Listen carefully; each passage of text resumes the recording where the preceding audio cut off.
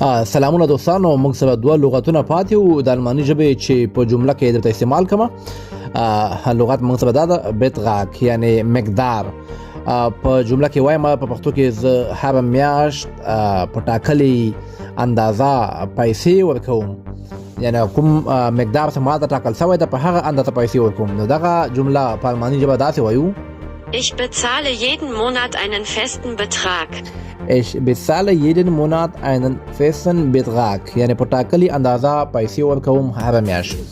دوستانو موږ سره بل لغت وو auftrag، یعنی امر ته وایي. نو په پښتو کې وایم ما امر سر ته ورساو یا ما امر پای ته ورساو.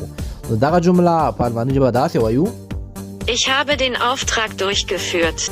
Ich habe den Auftrag durchgeführt، یعنی ما امر سر ته ورساو. دوستانو کولای شئ دغه ښایسته جملې، لغتونه